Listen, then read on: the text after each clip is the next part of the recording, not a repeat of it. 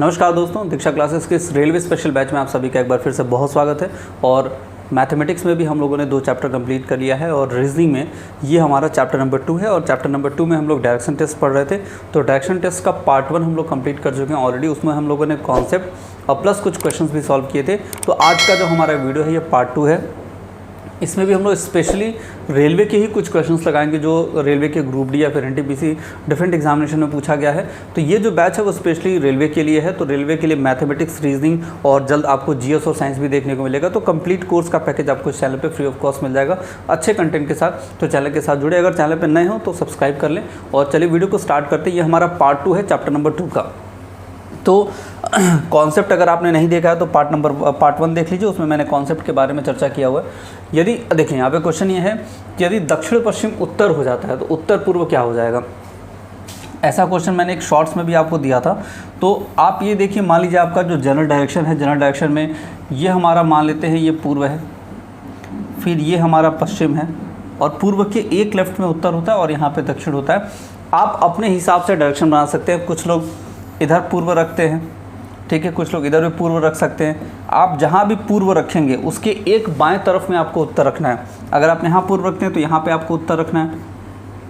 इसी के हिसाब से ये दक्षिण हो जाएगा और ये पश्चिम हो जाएगा। अगर आप यहाँ पे पूर्व रखना चाहते हैं तो आप उसके एक बाएं यहाँ पे उत्तर रखेंगे, उत्तर के सामने दक्षिण और पूर्व के सामने पश्चिम। तो आप कोई भी डायग्राम लेके सॉल्व कर सकते हैं और आपका आंसर वो सेम ही आएगा, इसमें कोई फ़र्क नहीं पड़ने वाला। ठीक है, चलिए आते हैं। कहता है कि यदि दक्षिण पश्चिम उत्तर हो जाता है, दक्षिण पश्चिम कहाँ होगा, ये दक्षिण पश्चिम है, ठीक है, ये जो आपका बीच का पार्ट है दक्षिण पश्चिम है। तो कहता है क्वेश्चन कि दक्षिण पश्चिम उत्तर हो जाए, मतलब ये वाला जो डायरेक्शन है आप उसको उत्तर मान लो। तो आप ये कह सकते हैं कि राइट साइड में 1 2 3 कॉलम शिफ्ट हो गया, ठीक है ना। तो उसी हिसाब से तो उत्तर पूर्व क्या हो जाएगा। आप इस साइड में हो रहा है, उत्तर पूर्व कौन सा है, ये डायरेक्शन है। इसको भी आप क्लॉकवाइज 3 बॉक्स घुमा दो, 1 2 3, तो जो इसका आंसर हो जाएगा वो दक्षिण। मतलब क्वेश्चन जिस हिसाब से चेंज करने को कह रहा है आप उसी हिसाब से उसको चेंज कर दो। अगर बोलता है कि दक्षिण को पश्चिम कहा जा रहा है तो एक बड़ा बॉक्स राइट में आ रहा है, तो उसी तरह से उत्तर को पूछेगा तो उत्तर का पूर्व हो जाएगा। जितना क्वेश्चन में चेंज किया है उसी तरह से वही डाटा आपको आंसर में भी चेंज करके इसका आंसर आपको बताना है। ठीक है, तो ये हो गया हमारा पहला क्वेश्चन। अगला क्वेश्चन कहता है कि पंकज 10 मीटर सामने की ओर 10 मीटर दाईं ओर चलता है। इसके बाद वह प्रत्येक बार अपनी बाईं ओर मुड़ते हुए क्रमशः 5 मीटर, 15 मीटर और 15 मीटर तय करता है, ठीक है ना। अब देखिए यहाँ पे, तो इस क्वेश्चन को अगर किया जाए तो ये हमारा डायरेक्शन हो गया, ठीक। ये मैंने पूर्व बनाया, ये मेरा पश्चिम, ये उत्तर और ये दक्षिण, ठीक है। क्वेश्चन क्या कह रहा है कि पंकज 10 मीटर सामने की ओर और 10 मीटर दाईं ओर चलता है। इसके बाद वो प्रत्येक बार अपनी बाईं ओर मुड़ते हुए क्रमशः 5 मीटर, 15 मीटर। अच्छा, यहाँ पे डायरेक्शन का कोई वो नहीं है, आप सिर्फ डिस्टेंस लेके चलिए।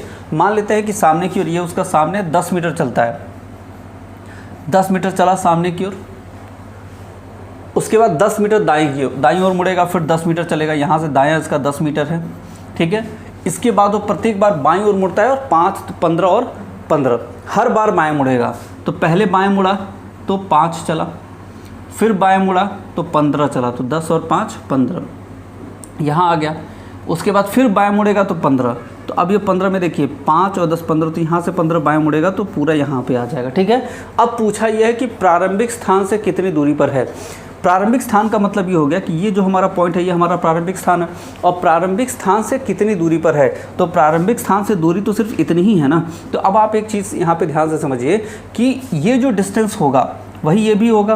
तो टोटल ये आपका कितना है, देखिए 10 ये है और ये पूरा 15 था।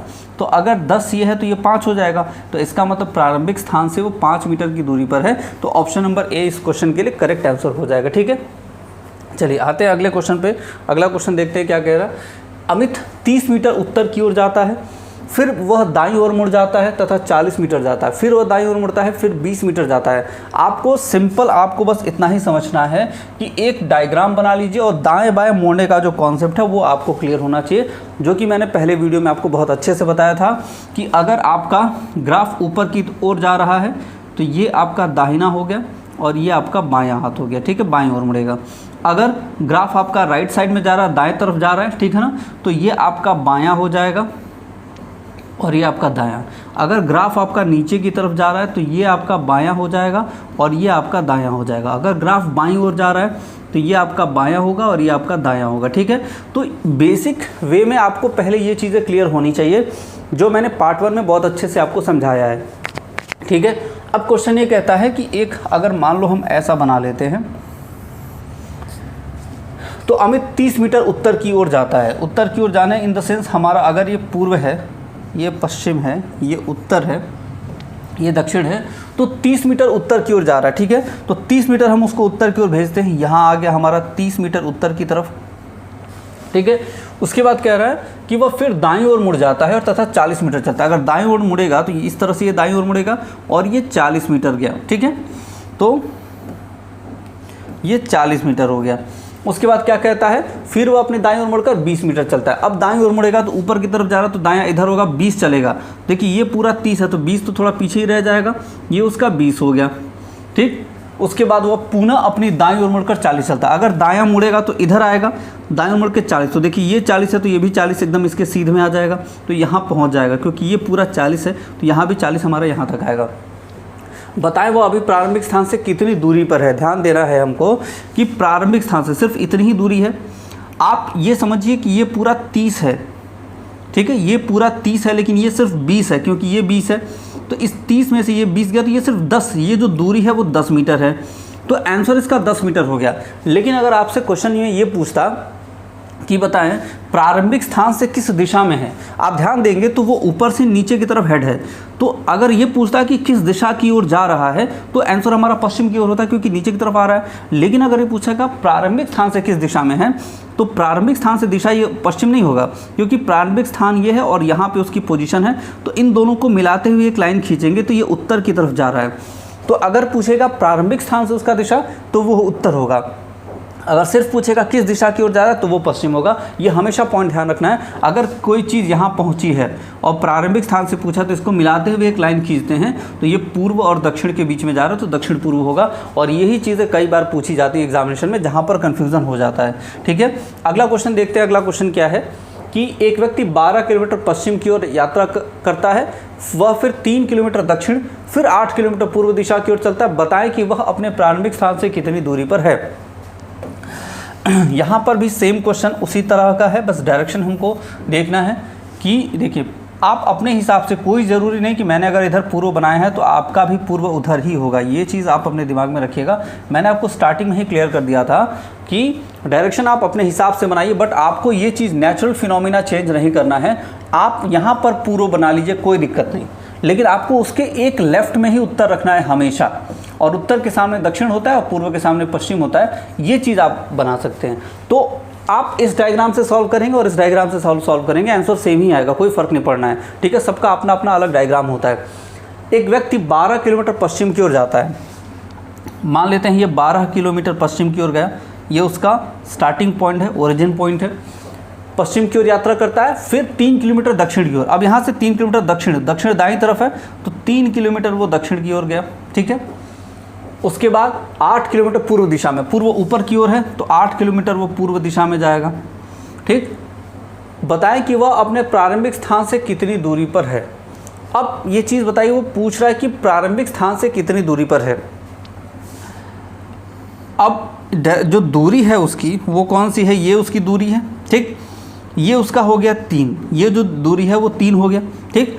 दूसरा, अगर ये पूरा हमारा कितना है, ये 20 है, अगर उसमें से ये 8 चला जाए तो ये आपका कितना हो जाएगा 12, क्योंकि स्टार्टिंग में वह ये 12 किलोमीटर है, ये आपका 12 किलोमीटर है। तो स्टार्टिंग में पूरा 12 गया था और ये 8 है, तो इस 12 में से ये 8 अगर हम माइनस कर दें तो ये सिर्फ कितना हो जाएगा, 4 हो जाएगा, ठीक। तो अब ये दूरी निकालनी है, क्योंकि यहाँ पर पहुँचा है और यहाँ से शुरू किया था। तो 3 और 4 का जब पाइथागोरस थ्योरम से आप सॉल्व करेंगे तो ये 5 आएगा, ठीक है। तो जो आंसर हो जाएगा वो आपका 5 हो जाएगा। आपको ध्यान रखना है कि कभी भी इस तरह का समकोण है तो ये 3 है, ये 4 है, तो बड़ी भुजा 5 होगी। उसी तरह से 6 है, 8 है, तो इसकी बड़ी भुजा 10 होगी, ठीक है ना। तो अगर 2 भुजा पता है तो आप डायरेक्टली भी यहाँ से निकाल सकते हैं। अगर मान लीजिए 5 है, 12 है, तो बड़ी भुजा 13 होगी। अगर मान लीजिए 24 है, 10 है, तो बड़ी भुजा 26 होगी। ठीक है, इस तरह के ट्रिपलेट्स होते हैं, वो आपको याद कर लेना है, ये बहुत काम आता है। ठीक है, मैंने मैथ्स वाले कई सारे चैप्टर्स में ये बता रखा है, जब मैं मेंसुरेशन पढ़ा रहा था तो मैंने उसमें डिटेल में बताया भी था। ठीक है, फिर इस वाले रेलवे स्पेशल बैच में भी जब मेंसुरेशन पढ़ाऊँगा तो मैं उसमें ये टॉपिक भी लेके चलूँगा। ठीक है, चलिए, कहता है घड़ी में 4:30 बज रहे हैं, एक घड़ी में 4:30 बज रहे हैं, अगर इस घड़ी की मिनट वाली सुई पूर्व दिशा में है तो घंटे की सुई किस दिशा में होगी। तो इस क्वेश्चन को कैसे सॉल्व करेंगे, तो अगर ये आपका डायरेक्शन है ऐसा, ठीक है, इस डायरेक्शन में घड़ी में 4:30 बज रहे हैं, 4:30 बजने का इन द सेंस ये हो गया कि जो घंटे वाली सुई होगी वो यहाँ के आसपास होगी और मिनट वाली सुई जो होगी वो इस तरह से होगी। ठीक है, 4:30 बजने का मतलब ये हो गया। अगर अब देखो यहाँ पे कंडीशन बना रहा है कि यदि घड़ी की मिनट वाली सुई पूर्व दिशा में है, ये मिनट वाली सुई ये पूर्व दिशा में है, तो आपसे पूछा गया तो घंटे वाली सुई बताओ। अगर ये पूर्व है तो भाई पूर्व की एक बाएं उत्तर होता है, और आपको पता है कि घंटे वाली सुई इन दोनों के बीच में है, तो उत्तर पूर्व है इस क्वेश्चन का करेक्ट आंसर होगा। और ऐसा क्वेश्चन हमेशा एग्जामिनेशन में पूछा जाता है। ठीक है ना, तो चलिए आते हैं अगले क्वेश्चन में। अब कह रहा है कि यदि दक्षिण पूर्व उत्तर हो जाए, उत्तर पूर्व पश्चिम हो जाए और आगे भी परिवर्तन का यही क्रम जारी रहे तो पश्चिम क्या होगा। चलिए इस चीज़ को समझते हैं अच्छे से। अब अगर ये हमने डायरेक्शन बना लिया, डायरेक्शन के बाद हमारा ये पूर्व हो गया, ये पश्चिम, ये उत्तर और ये दक्षिण। अब यहाँ पे कह रहा है कि दक्षिण पूर्व, आप दक्षिण पूर्व कौन सा होगा, ये होगा दक्षिण पूर्व उत्तर हो जाए, मतलब ये वाले डायरेक्शन को आप यहाँ बोल रहे हो। ठीक है, तो कितना लेफ्ट में जा रहा है, 1 2 3 बॉक्स लेफ्ट में जा रहा है। और उत्तर पूर्व पश्चिम हो जाए, मतलब उत्तर पूर्व कौन होगा, ये उत्तर पूर्व है। ठीक है, उत्तर पूर्व पश्चिम हो जाए तो 1 2 3, ये भी लेफ्ट जा रहा है 3 में, मतलब पैटर्न क्या है कि 3 बॉक्स लेफ्ट में जाना है। अब आगे भी परिवर्तन का यही क्रम जारी है तो पश्चिम क्या हो जाएगा, तो पश्चिम ये 3 बॉक्स लेफ्ट में जाएंगे, 1 2 3, तो दक्षिण पूर्व ये हमारा आंसर हो जाएगा। और दक्षिण पूर्व ऑप्शन नंबर सी इस क्वेश्चन के लिए करेक्ट होगा।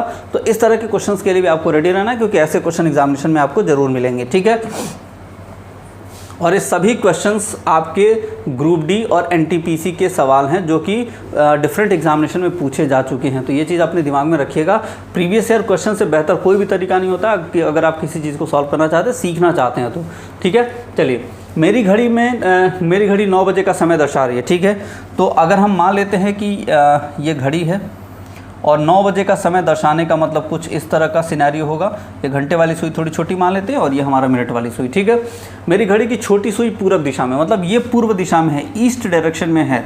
ठीक, तो अब इसी से सारे डायरेक्शन बना सकते हैं। पूर्व के एक लेफ्ट में क्या होता है, उत्तर होता है, और उत्तर के सामने क्या होता है, दक्षिण होता है। ठीक है, और पूर्व के सामने पश्चिम होता है। पूछा ये जा रहा है कि बड़ी सुई किस दिशा में, तो बड़ी सुई दक्षिण दिशा में है। तो ऑप्शन नंबर डी इस क्वेश्चन के लिए एकदम परफेक्ट होगा। उम्मीद करते हैं कि ये भी चीज़ आपको अच्छे से समझ में आई होगी। ठीक है, आते हैं अगला क्वेश्चन देखते हैं। अगला क्वेश्चन क्या कह रहा है, एक आदमी का मुंह उत्तर पश्चिम में है, वह 90 डिग्री दक्षिणावर्त। देखिए दक्षिणावर्त को इंग्लिश में क्लॉकवाइज बोलते हैं, मतलब क्लॉकवाइज डायरेक्शन में घूमना। ठीक है, तो ये आपका क्लॉकवाइज होता है, मतलब जैसे घड़ी घूमती है उस डायरेक्शन में। ठीक, तथा 135 डिग्री वामावर्त, इसको बोलते हैं एंटी क्लॉकवाइज। ठीक है, मतलब घड़ी के उल्टे दिशा में। तो अब उसका मुख किस दिशा की ओर है। अब समझो, अगर मान लो ये हमारा डायरेक्शन है, ठीक है ना, ये पूर्व हो गया, ये पश्चिम होगा, ये उत्तर हो गया और ये दक्षिण हो गया। तो एक आदमी का मुंह उत्तर पश्चिम में है, उत्तर पश्चिम में होने का मतलब वो यहाँ पर है। ठीक है, वो 90 डिग्री दक्षिणावर्त, दक्षिण मतलब क्लॉकवाइज, तो 90 डिग्री। ये एक छोटा बॉक्स 45 का होता है, बड़ा बॉक्स 90 का होता है।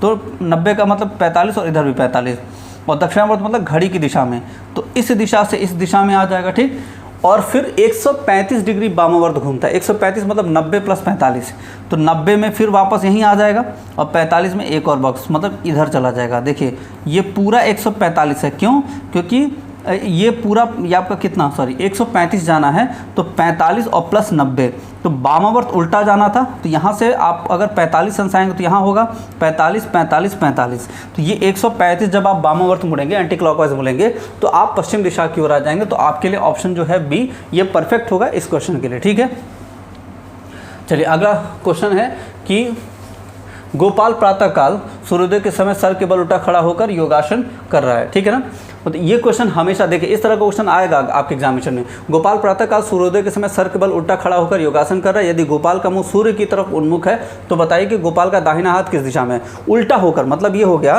कि अगर हम मान लेते हैं कि ये हमारा सन है, सूर्य है, ठीक है, और आप उल्टा खड़े होकर कर रहे हैं, मतलब आपका सर नीचे की तरफ है, तो नीचे की तरफ होने पर आपका बायां दायां हो जाएगा और दायां जो होगा वो बायां हो जाएगा। इसका मतलब कि अगर नॉर्मली अगर आप इधर की तरफ मुंह करके कर रहे हैं तो आपका बायां इधर होगा, दायां इधर होगा, लेकिन सर आपका उल्टा है तो ये आपका दायां हो जाएगा, ठीक है, दाहिना हाथ इधर होगा और बायां हाथ आपका उधर हो जाएगा, क्योंकि आपने नीचे की तरफ सर किया हुआ, उल्टा किया हुआ है। तो क्वेश्चन पूछ रहा है कि बताइए कि गोपाल का दाहिना हाथ किधर है। दायां हाथ देखिए, अगर सूर्य है, सुबह की बात कर रहा है तो सुबह की बात का मतलब ये पूर्व दिशा होगा, क्योंकि सूर्य पूर्व दिशा में निकलता है, पूर्व हो गया।